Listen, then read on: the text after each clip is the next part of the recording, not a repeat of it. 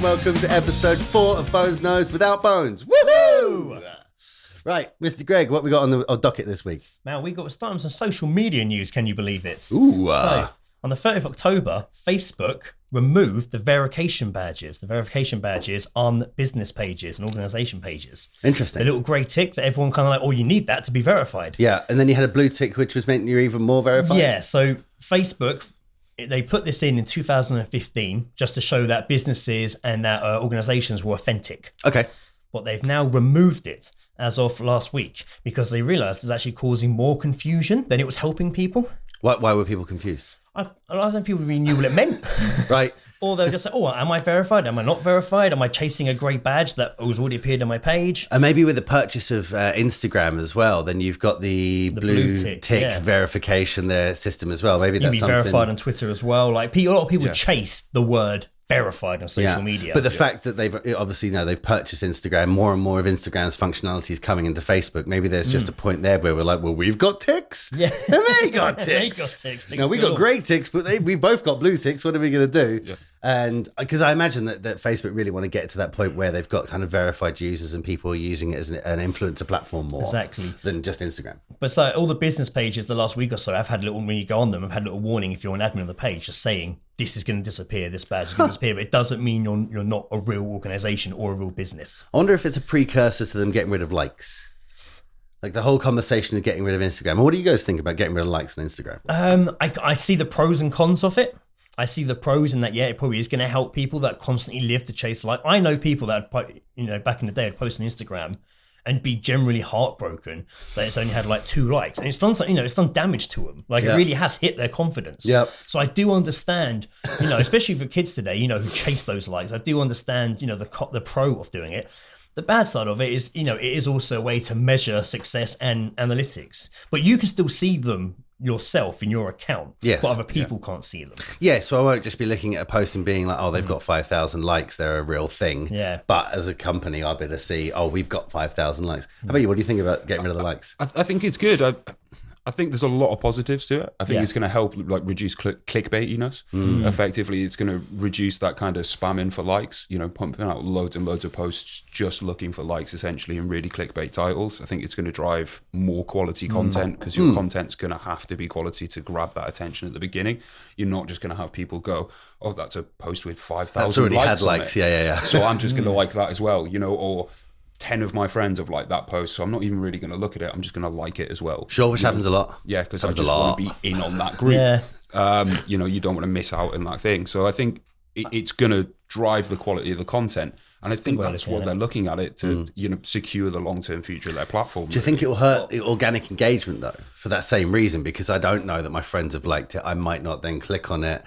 And then you get that kind of momentum from certain groups. It's hard to say, I guess, until we actually see it happening. But also think when you mentioned that, people that buy likes for Instagram, are they just now going to be selling, I guess, followers? Because they will be selling, you could buy, not real, but you could buy likes to your post to look bigger than you were. Yeah. I'm not saying you should do or condoning it, but... Well, it's probably an answer to that. Well, this probably is part of that. Every time we've seen someone who's gone out and bought followers or likes... Yeah. Or they've gone about one, other than actually just growing their network so they, you have a network of people who engage more. Other than doing that, I've never seen it be successful. Yeah. Every company I see is like, oh, we got 50,000 likes and we follow 500 people. But we get a really, really small amount of people actually engaging. And I'm like, they're not real people. Yeah. You've actually got 600 or 700 people who are following you and engaging with you, and that's your audience, and a bunch of hangers on. And what use is that to a business apart from maybe looking bigger? But I guess getting rid of the likes might be some of that, getting rid of the whole perception thing and just moving into a space. There has been another change last week or so in Instagram as well. They've removed what everyone called the stalker feature. Okay, what's the stalker stalker feature? Which was when feature? you can see people's activity. I never really look at that on Instagram, but you can go and look at activity and say, oh, Jay commented on this post, Jay liked this post. Okay, it's not something I use. So sort of like the feed in LinkedIn. Yeah, but then I could then follow your activity. Okay. So I'm just following what you're doing. So every time you commented like on something, I would see it. And would you have to be a follower of mine to see that? I don't think you would have to. Actually, I'm not sure. Maybe, yeah, maybe. We'd have Either to way, follow pretty to it. stalkery. But it's always been called the stalker feature. Yeah. Well, to be honest, it makes sense for celebs though, or like someone that I'm following there. I might want to follow everything Cameron Haynes posts. Right, And like, okay, I'm into the stuff he likes as well. So it makes sense in that instance. But it's not always. I think they from post. I think they comment and like on. So you could see, you could be following someone. Oh, he's commenting on that girl's picture. Yeah. That's a bit of a creepy comment. Like, sure, things girl- like that. That's what I mean on a lower level. Girlfriends following boyfriends. Yeah, exactly. Exactly. From a professional perspective, it is a handy tool because you can essentially profile an ideal customer. Yep. Find someone who fits that profile, then follow them. Yeah, See what because they I can like. see that you've liked this, you've interacted with this, you're following those people, so I can then follow those people and become an influencer like you are in that sphere. Or even just to profile your ideal target audience. Yeah. Who do you want to look? What else are they looking at? What else are they liking? What else are they seeing? So it's a great tool from a professional perspective to do that. But like you say, the stalker features and it is pretty creepy, like your girlfriends following boyfriends, or it's just like, I've got a exes crush following on that. exes. Yeah. People got crushed on. Yeah. There was some big Twitter news as well last Isn't week. there always? Where Twitter is banning political ads. So the CEO, Huge. Jack Dorsey, said it's not about stopping free expression. It's about stopping paying for reach. Right. It's about paying to increase reach of political speech. That's what they're stopping. Not so much people having free expression on Twitter. Sure. Which in its own way is kind of like a little bit of a dig at Facebook, who recently announced they're no longer going to fact check political ads. Right. Yeah. And then Twitter turn around and be like, well, we're just going to ban them all together. I think which I think's wrong. Like, but how can a small party get out there and get in front of people if it's not organic unless it's paid? Yeah, well, I mean, they kind of like, for now, it looks like Twitter kind of look like they're having a bit of moral high ground over Facebook, but it's not going to last. It's quite short-lived because everyone points out on Twitter, the whole of Twitter is a political ad. Yes. Yeah. And if you're not using, political ads, you just get a bot to do your networking for you. True. And also, like, it's still an infringement of free speech. It still is. But then again, I suppose, we don't advertise cigarettes on F1 or anything like that. We realize that's a bad thing to advertise. And if you want to go and find cigarettes or, any information about them, you can find it very easily. So I guess it's a grey area, because I suppose Twitter's argument against that is they're not stopping free speech. You can still say what you want to say. You just can't pay for reach to get what you're saying out anymore. Got it. They say it's based on principle, not money. So they're obviously swinging a nice. So big, it's definitely higher compass. ground, but the problem is like, who cares? I'll just get my information from Facebook. Well, exactly. Or people, every single political campaign has just said. I mean, it's not going to stop you seeing less politics on Twitter or anything, because at least you'll probably see more people discussing, more actively posting and talking about it. I love that's always the international sign for tweeting or social media. I understand that. Yeah. Even though a lot of people probably are more like this, but I'm just like, Wow. Okay. Cool. So big social media news this weekend. yeah. And then I suppose in our weekly Dan Carlin news, his book was Dan released. Watch. Yes, Dan's book. A man is on the out. ground. It is very much out. It's good. It's great. I've started listening to the audio version of it, it's really good. How long's the audio version? I don't actually know. I haven't looked at I wonder the if it's total longer length. or shorter than one of his podcasts. Longer. Well, you would hope so, considering it's a book, but then Dan will put out a 7-hour episode Yeah, and be exactly. like, get your teeth into that.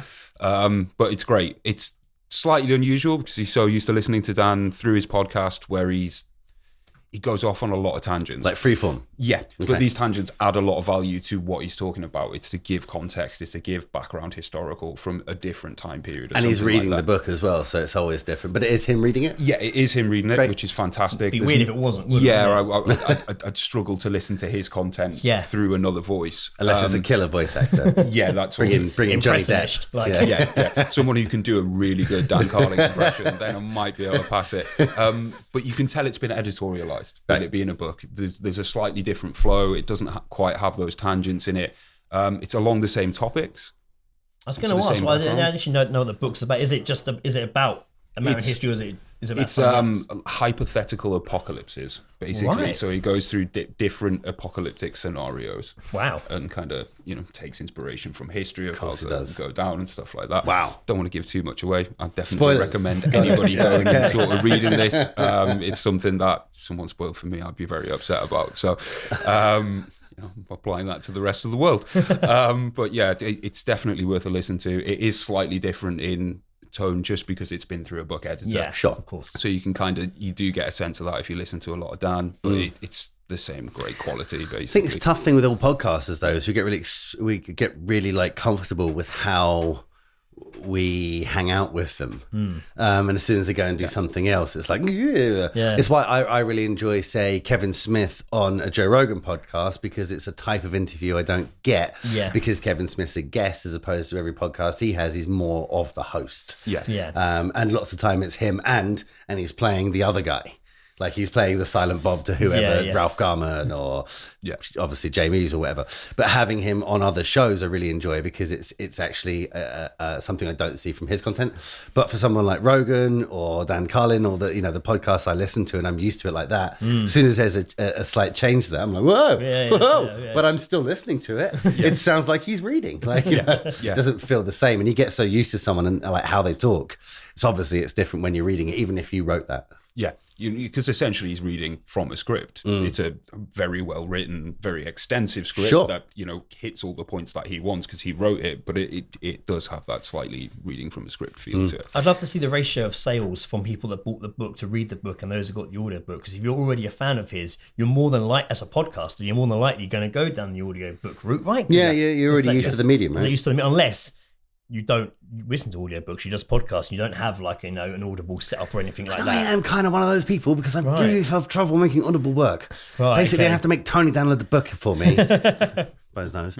Every time I want to listen to a book, and he's always, don't forget, you can't do it here, you have to do it there, you can't buy it there, though, you got to do it through Amazon. I mean, there is you can you buy it in Amazon, and then it's like, it's now downloading in your app. I just keep getting messages being like, you've got more book credits, and I'm like, I get those. I want to use them. My problem was more that I didn't know what books I wanted to listen to when I was into audiobooks, because I used them for like when I go running or what have you. I listen to audiobooks, and it made me want to go out more training because I'd listen to more of the book. Sure. But then the best thing for that was to get into like a little franchise and kind of start following a book through that way. Otherwise, I would just sit there going, like I'm choosing something to watch on Netflix. I don't know what to spend my credits on. I don't know what book to listen to. And I got to say, out of all of the audiobooks I've ever listened to, it's still Can't Hurt Me by David Goggins is still the best audiobook I've ever listened to, just because of the podcasting element after each chapter. It's good show, so it's him. It was when someone else writes it, autobiography.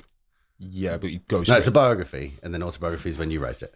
Whatever. Someone else had written it. He'd co-written it with this other dude, and that was the person who was reading each chapter. So he was actually narrating it. And when I first listened to it, I was like, we want to hear David Goggins here. But basically, at the end of each chapter, they literally stop, and the guy's like, wow, and turns around to David Goggins, who's there. He's like, it's how I roll, blah, blah, blah, and just gets involved and is like part of it. But it was really, really cool just to have that little like explanation, especially when it's about your life. Yeah. You couldn't necessarily do it about everything, because you'd be like, right, tell me about that chapter. What did Jack Reacher do? Why were you there? But even then, I'd listen to Lee Child, the author of Jack Reacher books, discuss that chapter and why and such and stuff all day long. Yeah. I suppose that's a plus of having the audiobooks. You get that extra bit of content. Well, that's it. It's so smart, because that's why I got the audiobook. I didn't buy the book. I love reading books. I'd prefer to read a book and listen to it. But I specifically got it for that, and it was phenomenal because of it. Were you saying there about Lee Charles, you would listen to him talk? You wouldn't want that after each chapter, would you? I'd go for it. Would you? I'm a would you not big feel that Reacher would fan, take you though. out of the book a little bit, though? Would you not want it at the end? Yeah, or like a bonus feature, like on a Blu-ray. I don't know. It might take me out of the book a little bit if I'm listening to it, and then there's 10 minutes of him talking about. Sure, but I can probably fast forward if I want to. Yeah. So I like the idea of it. I do like the idea of it. And I'm enough of a fan, and I tend to like finish a chapter and be like, whew. okay, and then get into the next bit. You know what I mean? I'd be happy to take that little respite and hear about it. And maybe it's something you could, switch on and switch off. Yeah. If you could have it with commentary or without. And what I really like about it is it's basically the thing I used to love when DVD came out, which was the director's commentary. Oh, yeah. That's what I dug. I loved that. Yeah. I was the person sat watching the movie for the 5th time, listening to just the audio commentary, being like, oh, no, they didn't. I remember the first one I probably listened to of all the commentary was Donnie Darko, because Kevin Smith was doing it. Yeah. Yeah. I've listened to that a bunch of times. Yeah, it was great. I have not listened to that, but I would like to listen to that, to be fair. It's really, really good because it's like a fanboy Yeah. just talking about the movie behind the scenes before it's come out. Like, then what did you do? It was really good when I was in media studies and you're working on a film, just to watch the film, study it, and then watch it with it. It was actually a great feature to have to enable. Well, especially back then, because IMDb wasn't it? No, either didn't exist or The wasn't what it internet is was, now. Yeah. See, it was the only place that you'd find out those little tidbits of information. Exactly, Whereas yeah, now yeah. I watch any episode of anything and scroll through IMDb and be like, cool, know everything now. And there is now just the culture of extra content. Yeah. There's always those interviews online somewhere. Little behind the scenes nuggets. Whereas Yeah, back behind the then, if you scenes. wanted to hear the director speak for an hour on his movie, It was the only place. yeah, that was where you went. Yeah. So last episode we did mention it was the Rugby World Cup, which I wasn't really following. You watched the rugby, did you? I did. You were up early for it? Did you watch it at home? Did you go out? I watched at home. There's absolutely no way I'm leaving the house at 8 o'clock on a Saturday morning if I don't have to. To go to the pub. Yeah, just not happening. Not happening at all. Can't do that at 8 o'clock at night, never mind 8 o'clock in the morning. But it was disappointing. Obviously, England lost. Did we? Yeah, I can't remember the score now, but South Africa. Oh, I do. 32-12. That was it. I do remember it because someone posted a picture of a clock saying, is this is this 11:38?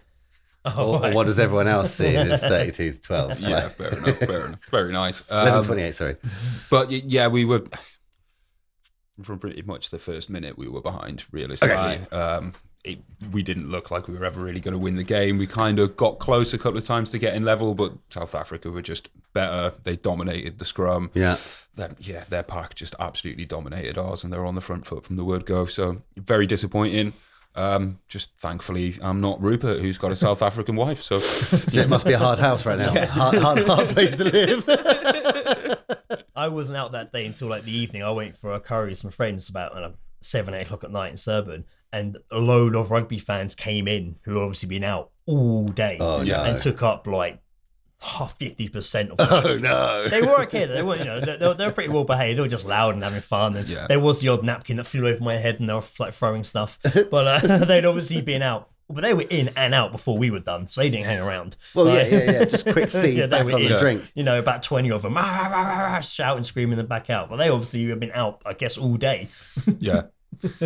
Good weekend for sport then. Missed out on some rugby ball, some rugger. Yeah, I think Lewis Hamilton won the World Championship in the F1. So that's his sixth In one. driving. Yeah, in driving. In the drivings. In the drivings, he's the best at getting around traffic in the world, and has been. I don't know. I've watched watched that. He's barely ever in traffic. This morning I was in traffic. That's because he's really good at getting round it, so he's already passed it every So time. you want him to follow you in traffic so you can follow him out. Yeah, basically, he'll make a hole for you. I need It'd an be ambulance to brilliant. follow, or Lewis Hamilton. What do I call Lewis Hamilton? Or an ambulance driven by Lewis Hamilton. Oh, imagine that. Jeez. And obviously UFC 244. Yes, the BMF BMF. Phil.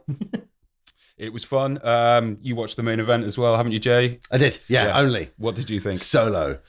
Brilliant fight. Like, it was just a great fight, which was just getting going. And then full on spoilers. If you haven't seen it, like fingers in your ears, stop watching this, go and watch it, come back. It stopped after before the fourth round start, and at the end of the third round, because of admittedly a pretty horrendous gash or two. Yeah. Blood was spilt. Was Yeah, it? Okay. around Nick Diaz's eye. But also, Nick Diaz is Nate. Nick. Nate. Yeah, Nate. Nate. Sorry. Nick Diaz is his brother. He was also there. Good guy. He was fine though. Thank God, I was worried. However, Nate is just tough. He's just tough. It'd be like, if they stopped the Rocky fights because he was getting too beaten up, like that movie finishes in 3 rounds, Yeah, right? yeah. You got to let Nate's whole thing is he will fight through, and he's a bleeder. He likes a little bleed. He has a little bleed. It is what he is. And he's literally saying to the doctor, he's like, I am fine, while there is a space to put your hand in here. This is what I do, and I do it well. Yeah. I bleed. But that is genuinely what he does. It is what he does. He constantly has momentum forward. He just fights and fights and fights. It's aggressive. He doesn't lay off people.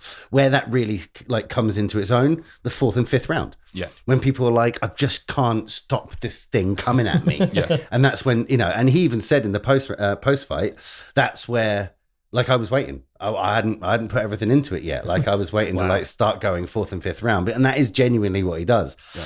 Unfortunately, it was held in Madison Square Garden in New York, and New York's all of their rules. So the UFC rules change depending on states. Wow. Okay. Did not know that. No, I don't know much about UFC, in all honesty. It's such a new sport that when they go to different states are still catching up to say it's okay.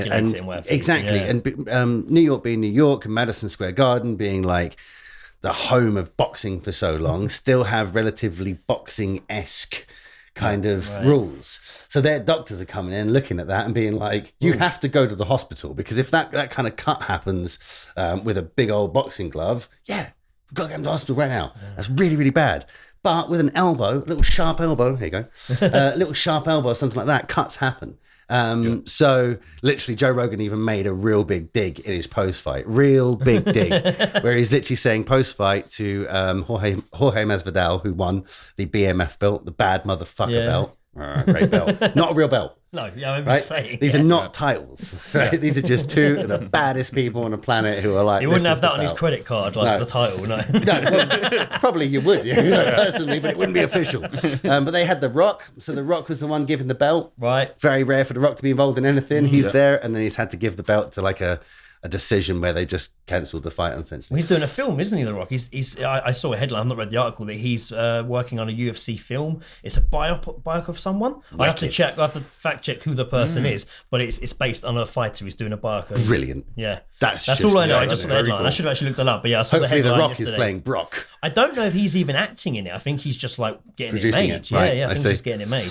But it was they'd obviously spent a lot of money to have this thing happen, and then essentially the New York doctor was like, nah, you can't fight anymore, when Nate was ready to rock and roll. Okay. But it was a great fight. They were having so much fun. Yeah. They're laughing and joking halfway through it. At one point, Masvidal has Nate Diaz on the ground. He's grounded and pounding him, and they're talking to each other.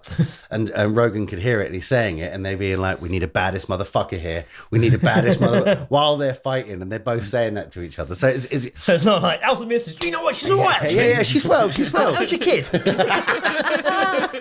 But there was so much respect between both of them. There hadn't been bad mouthing of them. It's just you're a bad motherfucker. I'm a bad motherfucker. Who's going to win this belt? That's bad motherfucker. This shit. Yeah, exactly. And that was exactly Let's get in the ring and find out who's the baddest. Yeah, exactly. And that was the whole point of it. So yeah, brilliant title fight. Real shame that it was start. But so Rogan's little dig was, he literally said in the post fight when he was talking to Masvidal, he was like, we got to do this again. I've already spoken to Nate. They literally, as soon as it's finished, they walked up to each other, and you could tell they were just like, we'll do this again, brother. Yeah. That's not fair. That's not fair for either of us. Yeah. And Masvidal was winning.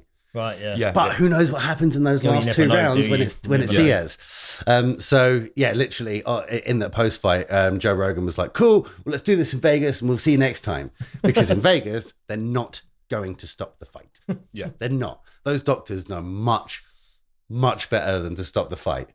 When you're looking over at Dana White, who's like, whatever you got to do, and just past Dana White, there's some old nasty boss, nasty criminal boss who's like, no. You know how much is riding on this? We've got to hit the point spread or something like that. Yeah. So yeah, that was awesome, and it looked like a great card. I wanted to see Derek Lewis fight. Johnny Walker fought.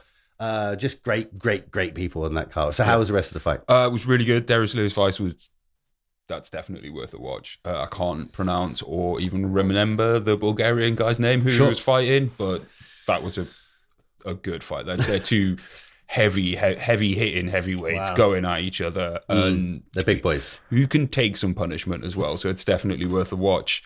I didn't see most of the rest of the undercard, to be honest with you, after that.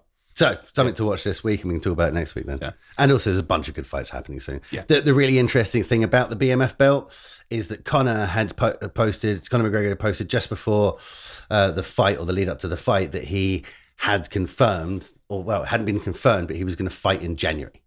I didn't see that. Now, 100%, the person he was going to fight, there's no doubt the person he was going to fight was the winner of the BMF belt. Because that would be in his trilogy with Nate, or whatever the hell happens between him and Masvidal. So that's literally what was set up. But now that hasn't happened and they're going to do a rematch, it's going to take Nate, a year, I don't know, 3 months at least to just close his face from the elements before they can fight again. So that's definitely going to push all that back, which potentially, Conor won't fight for another 8 months, 10 months, a year. Yeah. And will that mean that he never fights again? Maybe. The other fight I did see, Darren Till fight. Ooh. Good fight. Is it? Do you know who was fighting? Someone else. Someone else. Bones! Tony! Where's Tony when you need him? But that was a really, really good fight. And he stepped up to, 205 really, really well. Wow. 185 even. Wow. Yeah, stepped up a weight class That's big for really, him. really well. Cool. So, he's still a massive guy, like in his weight class. I don't know how he was cut into the other one when you're looking at him going, you're really big for this division as well. Like, Isn't his nickname the Killer Gorilla? The Gorilla. The Gorilla. Yeah, Killer Gorilla's a good nickname. I think that's someone else. He's got like the hands up sort of fighting style and stuff as well. The whole And time. Great fight. And considering he got smushed in his last one and then has moved up a weight, that was really good for his confidence. So Very cool. Definitely worth a watch. Bar Sport, what else we got, Mr. Greg? That was it. That was the end of the docket. It's the whole week in review. That was the week in review, yeah. Groovy. Yeah, that was wonderful. Well, in that case, we'll just call this a close and we'll get on with the rest of our week. I think so. Until next week, yeah. See you next week, See you people. next week, See you next everyone. week. Bye.